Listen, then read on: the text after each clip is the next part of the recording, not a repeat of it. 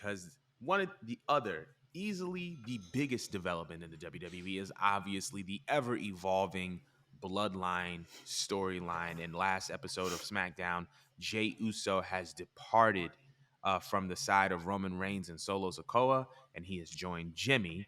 And rumors and reports are speculating that we have a Bloodline Civil War tag team match that is slated for Money in the Bank in London. How do you just feel about how all of this is unfolding and just the progress of this Bloodline storyline? And are you excited for this match at Money in the Bank? First of all, Bloodline Civil War is so dramatic, but so funny. It's so extra, but it's so apropos. But it needed an overtop name for such like an over the top storyline. And like I was one of those people that was sleeping on the Bloodline in the beginning just because I got tired of seeing Roman with the belts. But like now we're like looking at probably the greatest storyline that's been placed in WWE in like the last decade. And it's actually like getting better. And I want to actually like give kudos to WWE because they're usually not good with like long term storytelling. Mm-hmm. But whoever is dealing with this storyline, I feel like it has Paul Heyman's hands all over it.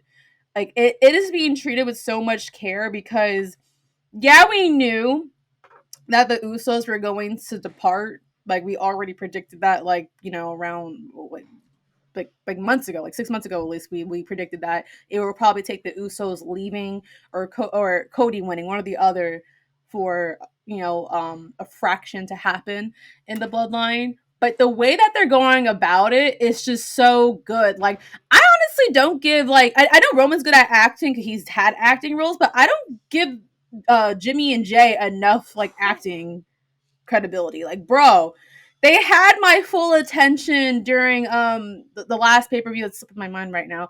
But they had my full attention during the Saudi pay-per-view with their acting, and they had it yet again.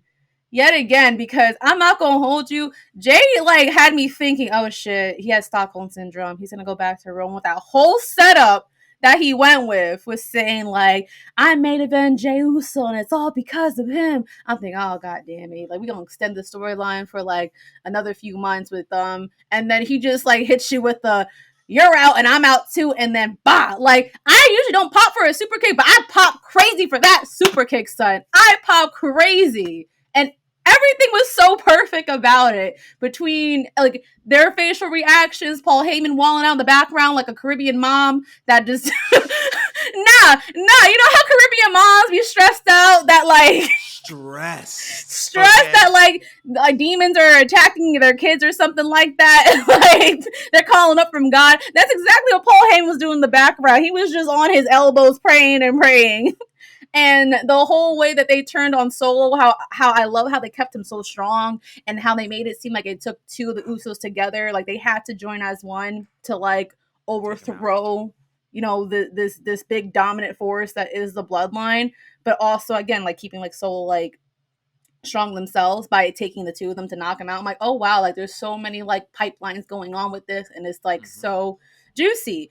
It's so juicy, and I never thought of like that being such like a great way to really establish the Usos as like being one of the greatest tag teams ever to been created in wrestling. Like they made a list back in 2022 over the summer that we went over. Yeah. Was it the summer? I think it summer was. Or fall, one or the other. And like at first, I don't think I was really like jacking them being towards the top of the list, but like now I'm like, you know what? They deserve it. They could like do everything. They could really like look what they've given us over just the last year alone. Quality content. I'm so invested into the storyline. Like I could say screw everything on the next pay-per-view and watch, but honestly, this is a jam-packed card that we got going on. But this is juicy. I've never been so excited to be a WWE fan. But this storyline has me at like the palm of their hands, bro. Making me regret my whole outburst with Cody losing. That's how good it is. And it's supposed to be unpredictable. It's supposed to be, and that's what they're doing perfectly. This whole thing is perfect. And I know I'm going on for a long tangent, so take it away, Jordan. How do you feel about this? I was about to say that was not long, but what I will say is I feel like part of the the excitement behind the storyline is I feel like there is a collective implicit agreement that I feel like a lot of people are just like, I think we overreacted to Roman going over Cody. Because now that all this is happening, we get it now. We get it now. Yeah. The whole two titles becoming one, the championship actually becoming gold, him kind of still occupying that main event spot. It's giving the title prestige, even more prestige than it already has. Totally. And because he still has the belt, anything that's attached to him is going to continue to go up in value. So the Usos are going to be on a wave. Solo is going to be on a wave. And then when he goes into whatever season he goes into, defending that title, whoever takes the title off of him is going to get the rub because that's going to be essentially the last piece of the storyline is just that belt. So I think that they have done an incredible job of just maintaining, keeping focus and not letting public opinion sway them. Like in WrestleMania, the press conference, Roman Reigns said, we're only in the third inning. And he was not lying because business picked all the way up after WrestleMania. And so I think that's my first point pertaining to it is just how quality the storyline is and just how well they've been weaving people in and weaving people out and raising the value of everyone who comes in contact with the story. I think the next big thing is just how, like you said, Jey Uso has had a standout performance. Somebody put up a meme of Jey Uso was like nominated for best supporting actor of an Emmy, and but like this is the first time I've ever Give them a movie, bro. Them Samoans all need to be in a movie. that all need to be in a movie. They need to be the next Fast and Furious, honestly. Yo, that's I crazy. feel I Okay. feel like if you were to nominate um if you were to nominate this storyline for if you were to nominate this storyline for an Emmy award, not only would I believe you, but I believe that they deserve to win it because it's just so fluid. And it's mostly because of the performances of guys like Jimmy and Jey Uso. I feel like there was always like this argument, not even this argument, but there's always like this thing is like, you can't tell Jey apart from Jimmy. You can't tell. I feel like there is now a very, very, very clear difference in the two. And Jimmy and Jey have gotten their individual spotlights in this story to the point where you can tell both of them apart. And now they both have standalone value. And it gives them so much flexibility going forward because, like, what if Jey wanted to go for a US title? Or what if Jimmy wanted to go for an intercontinental title? It's believable now because both Yeah. of them have been proven to have, successful independent tenures.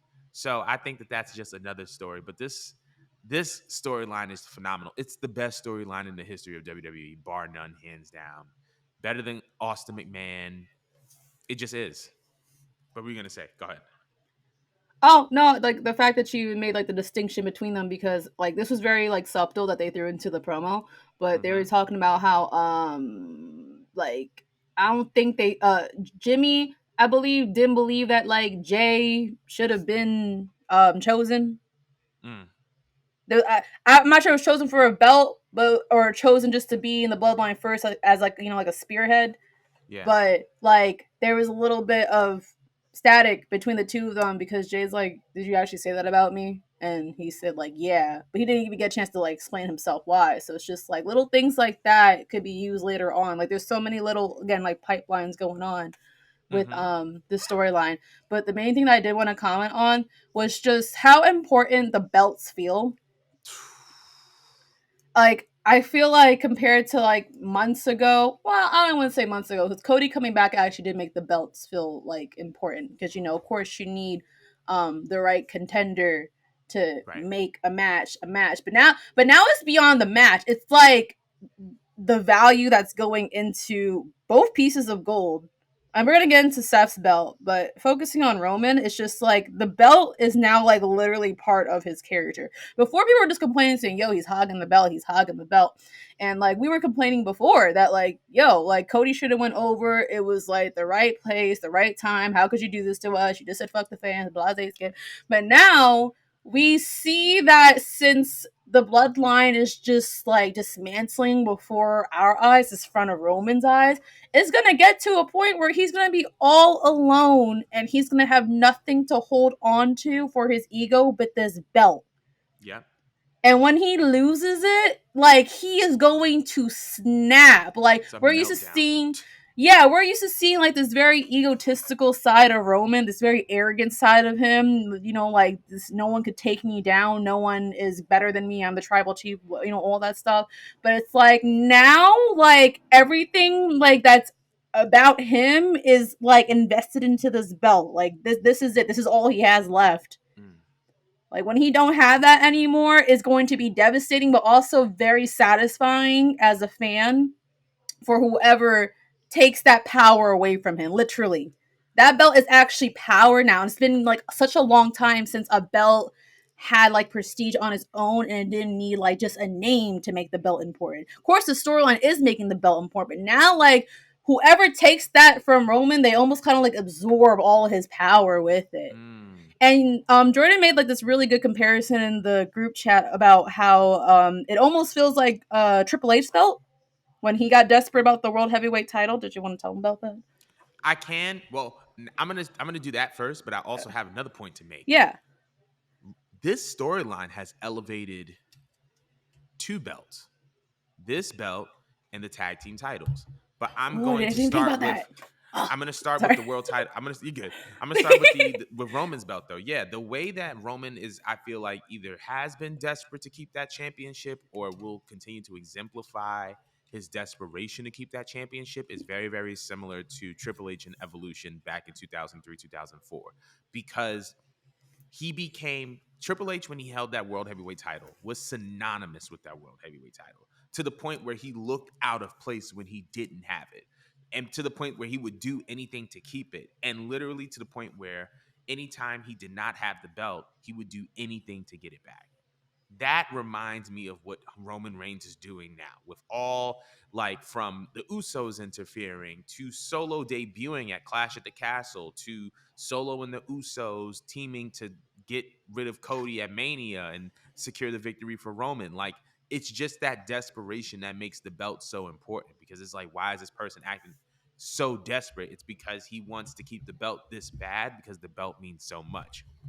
That's the first point. The second point is about the tag team championships. When was the last time a tag team championship match main evented WrestleMania? Remember, Crickets. Charlotte and Rhea were slated to be the main event of WrestleMania Night One, because that they won the Women's Rumble. There's two nights of Mania. They were going to main event one. Roman and Cody were going to main event the other. But the fans, because of this story, because of Sami Zayn, and because of KO being tied to it, the fans demanded that a tag team championship match main event WrestleMania, which has never been done before. The last time I went to a WrestleMania 35, and they Mhm. had the Raw tag team titles on the line, it was the second or third match of the pre-show. We weren't even thinking about tag team championships even being important enough to main event WrestleMania. And yet No. here we are with a tag team title match main eventing WrestleMania, and then Roman and Solo challenging again for the titles, right, at the last premium live event. So what this tells me is just that they've, and on top of that, you had like, oh, Jay is trying to contend for the US title and Solo has held the North American title. So this bloodline storyline, while Roman Reigns is giving value to the WWE Undisputed Universal Championship, the bloodline as a storyline is giving value to the tag team championships and to the US championship. But Yeah. that was literally like my little Man, y'all need to only start thanking Triple H because I know we was on this man's ass about him not doing enough and sabotaging these people that and putting over his indie darlings this, but like Vince couldn't do that. Vince did not give a crap about these tag team belts, and he really elevated every piece of gold that's been on the brand in the last couple months. Like Mm-hmm. it was a very slow, long brew, but like look where we're at now. Right. It's really crazy. But let's wrap this topic I up. was I about to can go say on all that's day about insane, but this. yeah, let's wrap it up. If y'all agree, disagree with us, if you want to chime in about this bloodline storyline, leave some comments below. But we're gonna move on